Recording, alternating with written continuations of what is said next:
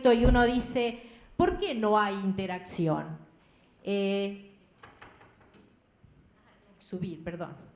Yo no quería tapar la transparencia. Bueno, entonces uno se pregunta muchas veces, ¿por qué no hay interacción? Entonces, bueno, algunas respuestas dicen, bueno, para las empresas no hay costumbre de hacerlo, mientras que pero tampoco las universidades se han acercado a las empresas para ofrecer o para ver qué es lo que podemos hacer en cuanto a, diríamos, a colaborar o a interactuar para resolver determinado tipo de problemas. Entonces, ¿por qué no existe esto? Diríamos, ¿por qué no existe esto? Bueno, una de las cosas que siempre se dijo, por lo menos desde que yo era demasiado joven, decían, la universidad y la empresa tienen misiones enfrentadas. Una es el saber y la otra es el hacer. Entonces la pregunta que yo me hago a esta altura es decir, bueno, el saber qué, pero porque ese es el que le tenemos que transmitir a los jóvenes, diríamos que a los que formamos, a los ingenieros fundamentalmente, en mi caso yo soy ingeniera, así que por eso es que hablo de la ingeniería, y digo, bueno, yo sé muchas cosas, pero ¿cómo las transmito? Sé lo que le tengo que enseñar, cuáles son los desafíos que tengo para el futuro, diríamos, cómo tengo que formar a ese profesional que va a ir a una determinada industria. Y por otro lado, bueno, uno se pregunta, la empresa hace, sí hace, ahora muchas veces nos preguntamos cómo lo hace, diríamos, porque basándonos en la formación que tiene el mismo profesional que la universidad manda a la calle, diríamos, bueno, a veces tenemos el hacer como podamos, ¿no? Sin el conocimiento. Pero por otro lado, diríamos, y bueno, ¿esto qué hace? Que ambas partes se hayan alejado un poco diríamos, a tener un enfoque totalmente restringido. De alguna manera se desactualiza el saber y adquieren un conocimiento que es fragmentado, o sea, que aquel docente universitario que está formando ingenieros, por ejemplo, o está formando profesionales, si no conoce cuáles son las realidades o qué es lo que está pasando dentro de la industria, muy poco puede actualizarse para formar de alguna manera un profesional que pueda resolver los problemas que realmente existen. Esto es una de las razones que nos ha pasado, diríamos. Las universidades históricamente pensaban que eran un campo santo que estaba totalmente alejado de la realidad. Diríamos, ahí había que saber, y la realidad del país nos pasaba por el costado. Muchas veces eso implicaba o tenía, diríamos, como causa el hecho de que el profesor o el investigador de alguna manera era juzgado por publicaciones teóricas más que por la transferencia o por, diríamos, interactuar con la industria. Eso de alguna manera era un poco penalizado. Diríamos, uno lo que recibía era, diríamos, bueno, está bien, es bueno el trabajo, pero eso no se valoraba. Eso por el lado de las universidades. Pero por el lado de las empresas había, bueno, no es que había una sola para la universidad y yo defiendo solamente teníamos una causa, pero había varias cosas, ¿no? En realidad suele existir, como dice aquí, un cierto recelo que tiene sus razones, ¿no? No estoy diciendo que las empresas no lo tengan, donde se decía que a veces los investigadores no informan adecuadamente o más que nada no lo hacen al tiempo adecuado o al tiempo que se pretende. A veces se habla que el tiempo de la universidad es completamente distinto al tiempo de la empresa, o sea, la empresa necesita la resolución para ayer y el investigador se toma su tiempo. Ahora vamos a ver por qué pasan estas cosas, ¿no? Por otro lado, diríamos, muchas veces la empresa piensa que lo que se obtiene en la universidad o en un instituto, en realidad lo que tiene es validez limitada, o sea, eso es en el mundo ideal, pero en el mundo real esos resultados no van a ser aplicables. Y también algo que no solamente le pasa a la empresa, acá está puesto, diríamos, como una de las razones, es decir, que muchos empresarios, muchos industriales no están abiertos a que los terceros puedan llegar a decirle que, o cuestionarle la forma en que están actuando o la forma de gestionar la empresa.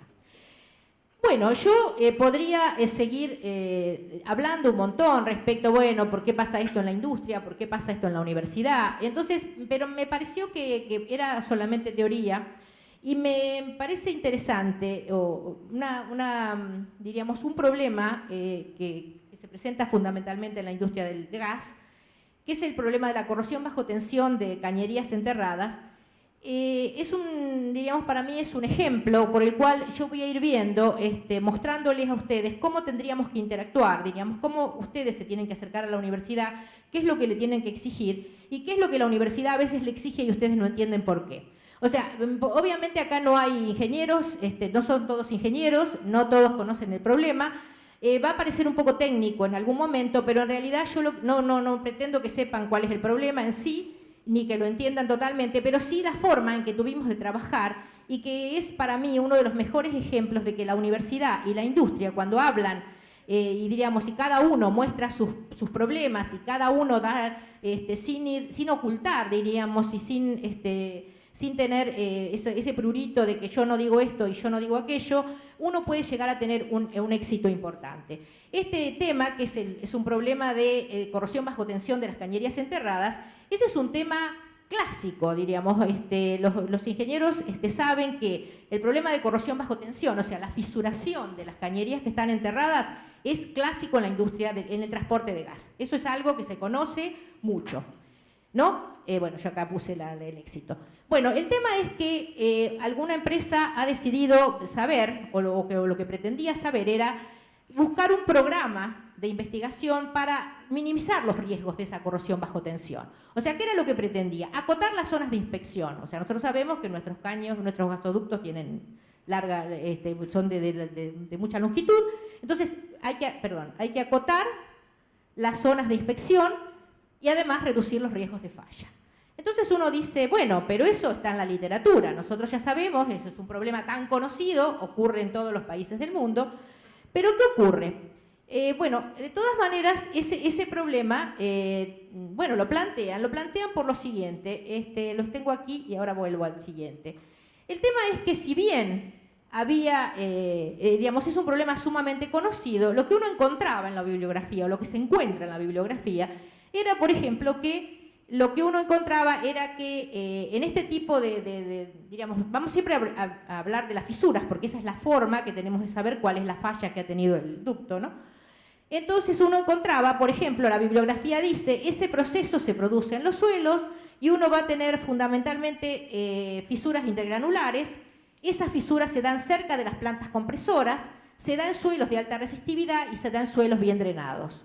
Eso es lo que uno encuentra. ¿Pero qué ocurre? ¿Por qué la empresa vino? Porque en realidad encontraba fisuras intergranulares, perfecto, iba a buscar a la bibliografía, pero encontraba no cerca de las compresoras, lejos de las compresoras, las encontraba cerca de los rectificadores y no en suelos de alta resistividad, sino de muy baja resistividad. No en suelos bien drenados, sino en suelos poco drenados. O sea que la situación era particular. Diríamos, recurrir a la bibliografía no iba a servir. Entonces se acerca a la universidad fundamentalmente porque lo que pretendía era encontrar, decir, bueno, vamos a ver dónde vamos a hacer la inspección y el mantenimiento preventivo. Entonces, claro, cuando se nos plantea esto, bueno, por allí el investigador, que ha leído mucho y todo lo demás, y tiene mucho saber, uno dice, bueno, el problema es tal, diríamos, la respuesta con estos datos que yo tengo les puedo decir es tal. Pero la empresa no se conformó con decir es tal el problema. ¿Dónde está el problema? Demuéstremelo. O sea que eso es lo que, diríamos, los jóvenes profesionales cuando vayan hacia la universidad, muchas veces no nos tenemos que quedar solamente en que el investigador le diga yo sé que es tal cosa, bueno, demuéstremelo. Eso fue lo que la empresa, por ejemplo, nos pidió que hiciéramos, que demostráramos. Claro, ahí empezamos entonces con alguna serie de cosas. Nosotros le pedíamos a la empresa que nos diera un montón de datos, porque simplemente, si no, no podíamos demostrarle. Y fíjense que acá uno encontraba cosas como estas, ¿no? Temperaturas, las lluvias, la topografía, el drenaje, el tipo de suelos. O sea, era un montón de cosas que realmente parecían, o que llamaban la atención, más fundamentalmente las condiciones operacionales que eran temperatura, protección catódica y presión. Estas tres eran lógicas, pero pedir todo aquello... Incluso alguna vez en esos pedidos extraños de variables que sabemos que tienen importancia en el proceso, bueno, uno se encontraba con que un gerente o un director nos decía, déjense de bromar con eso de que me tienen que preguntar si el terreno está cultivado o no está cultivado, ¿no? Bueno, de todas maneras, acá tenemos una cantidad de variables. Entonces, yo decía, en cualquier proceso hay un montón de variables que intervienen. Y si la empresa no tiene o no provee los datos, hace que uno se vaya, diríamos, vaya alargando el estudio. Y eso sería, diríamos, el por qué muchas veces el investigador se toma más tiempo que el que la empresa pretende. O sea que, ante todo, si vamos a recurrir a la universidad, vayamos con la mayor cantidad de datos posibles, porque eso va a acelerar los tiempos. Bueno, siguiendo con esto, claro, había que demostrarlo. Bueno, de demostrar, ¿qué implicaba? Había que hacer había que diseñar un equipo, había que buscar las mejores cosas que permitieran, de alguna manera, hacer diríamos, una reproducción en el laboratorio de las condiciones experimentales. Bueno, se trabajó con las mejores condiciones posibles, el tipo de acero que se tenía, y acá hay un tema que es interesante, pero no es interesante solamente porque es bien técnico, pero sí porque van a ver después, cuando no se tienen ciertos datos, cómo uno no puede sacar resultados. Acá se hacían todos los ensayos en algo que se llamaba, o que se llama solución contra caño, que es realmente uno tenía que trabajar en las condiciones, o la parte experimental se tenía que hacer tomando el líquido que toca el caño y que está entre el caño y el recubrimiento, no el suelo, no las características del suelo. No tomar, vamos a reproducir en el laboratorio qué pasa con el suelo. Vamos a ver qué pasa realmente en esa interfase. Bueno, por eso es que está esta historia del líquido contra caño. Bueno, entonces dijimos, ellos dicen que hay protección catódica, nos dicen que hay un pH determinado en el suelo y sin embargo se forman las fisuras. Además, como el proceso tiene que ver con la presencia de CO2, qué sé yo, dijimos, bueno, vamos a ver qué pasa en el laboratorio. Bueno, hicimos la experiencia de acuerdo a lo que teníamos, a esas condiciones que la empresa nos daba. Obviamente no logramos reproducir las fisuras, si bien la muestra se rompe, nosotros no logramos reproducir las fisuras. Bueno, para el investigador era bueno porque decíamos, acá está la respuesta, pero había que seguir. Bueno, ¿por qué? Porque se nos cambiaba totalmente la condición de pH, que se iba a mucho más ácido por la presencia de CO2. Bueno, decíamos, está bien, saquémosle el CO2 a ver qué es lo que ocurre. Bueno, obviamente tampoco logramos reproducir la fisura. Bueno, entonces no hagamos protección catódica. Saquémosle la protección catódica al experimento y hagamos burbujeo de CO2. De nuevo nos volvían a cambiar las condiciones experimentales. Bueno, pensamos, esa zona, el suelo tiene mucha piedra caliza, puede ser ella la que esté de alguna manera cambiando el medio, logrando que ese pH no baje. Hicimos con protección catódica, con burbujeo de CO2 y con piedra caliza y tampoco logramos romper la probeta. Entonces, bueno, ahí finalmente, porque había que ir mostrándole a la empresa, que era lo que la empresa nos exigía, de cada una de las medidas, bueno, ahora cambien esto, ahora hagan tal cosa. De alguna manera, lo que nosotros logramos hacer, dijimos, bueno, la respuesta que teníamos desde antes de empezar los experimentos era que ahí había apantallamiento de la protección catódica, o sea, la protección catódica no estaba funcionando. Entonces, finalmente logramos hacer el experimento sin protección catódica, con burbujeo y con piedra caliza, y nosotros logramos reproducir el tipo de fisuras que se dan en este tipo de caños. Y fíjense ustedes, yo les muestro acá qué fue lo que obtuvimos en el laboratorio, que son todas las de arriba, y respecto a las fisuras de campo, la fisura ha sido totalmente reproducida. O sea, que nosotros como primera respuesta hubiéramos dicho, en el momento que traen el problema, decimos, ese es un problema de que hay problemas de protección catódica. La protección catódica de alguna manera está apantallada. O sea, por alguna razón, a pesar de estar muy cerca de los rectificadores, nosotros no tenemos allí aplicada la protección catódica. Pues bien, hubo que demostrarlo y se demostró. Y se demostró, ¿por qué? Porque teníamos todos los datos que la empresa nos brindaba y pudimos entonces decir, bueno, vamos a hacer, hay que realmente ver dónde vamos a hacer las inspecciones, bueno, siempre cerca de las zonas de los rectificadores. Entonces, de alguna manera uno podía obtener, se logró reproducir lo que la empresa pretendía o lo que realmente pasaba, y esta era la conclusión de la protección apantallada. Pero por supuesto que con eso la empresa no se queda, porque dice, bueno, pero ¿será en todos lados iguales? ¿Qué pasa cuando uno tiene otra condición? Porque eso de decir, no, miren, ustedes tienen que inspeccionar hasta tantos kilómetros desde el rectificador, bueno, y sí, ¿qué pasa si tengo problemas después? Bueno, entonces lo que se hizo es analizar un montón de muestras reales, porque la empresa nos proveía líquidos contra caño de distintos lugares, y llegamos a la conclusión de que solamente cuando se daban determinadas condiciones que eran muy cercanos a los rectificadores, esa condición local de pH, de concentraciones, etcétera, solamente en esos casos nosotros lográbamos reproducir lo que ocurría realmente en servicio. Esto hace que, de alguna manera, nosotros digamos, bueno, esto es siempre así, no es un caso particular. Bueno, claro, entonces decían, bueno, se apantalla. ¿Y por qué se apantalla? ¿Qué quiere decir que se apantalla? ¿Por qué no llega si estamos tan cerca? Bueno, entonces nos exigieron de alguna manera, decir, ¿ustedes pueden demostrar que esto realmente se apantalla?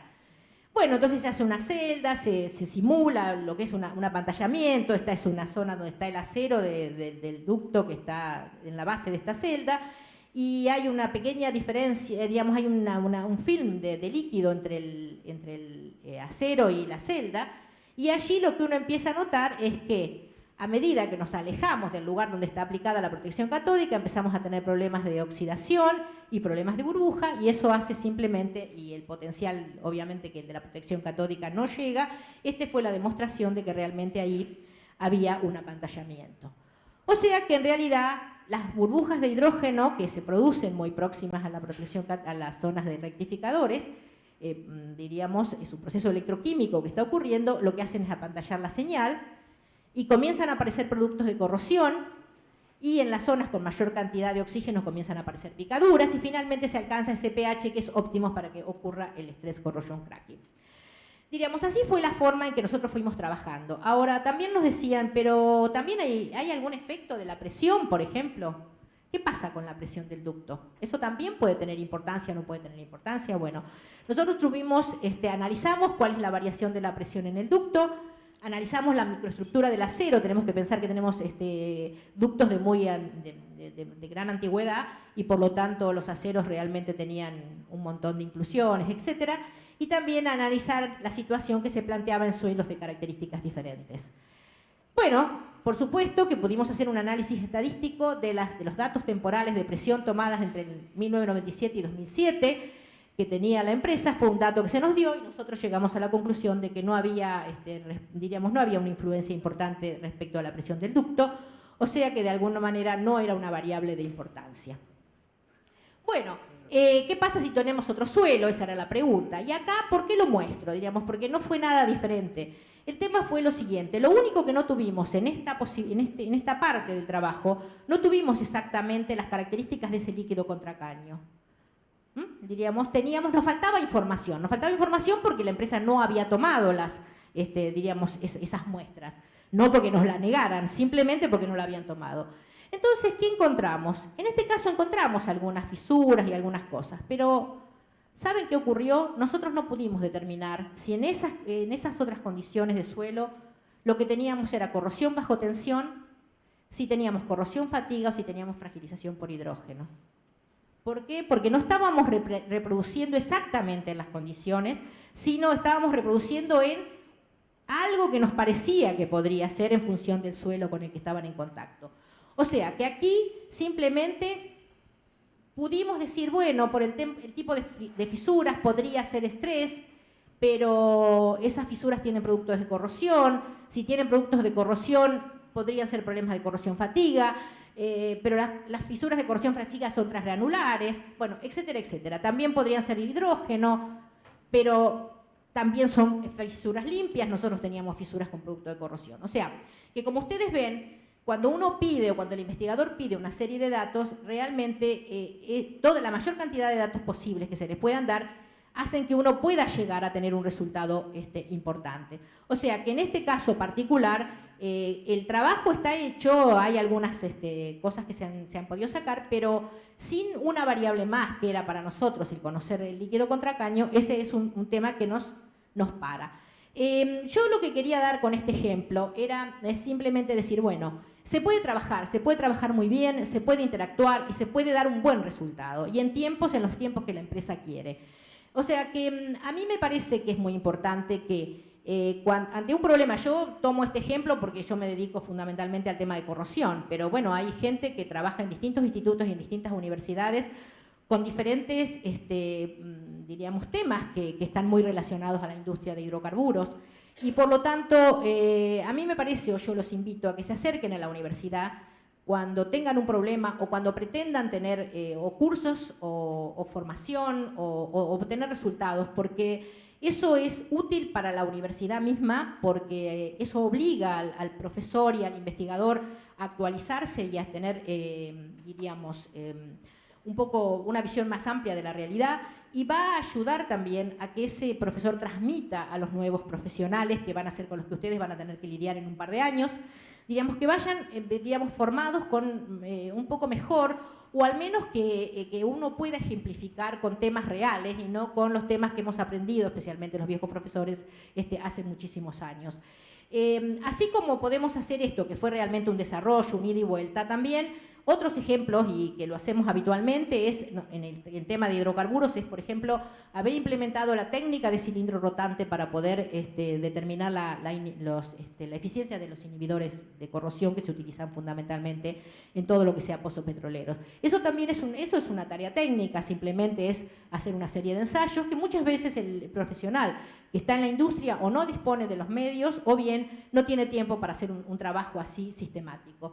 O sea, a mí me parece que con esto yo lo único que quise dar fue un ejemplo de que es posible hacer un trabajo conjunto. Diríamos que la universidad está abierta, ustedes son muy jóvenes, muchos de ustedes todavía inclusive están diríamos, algunos están todavía cursando. La universidad está abierta para que ustedes vayan con sus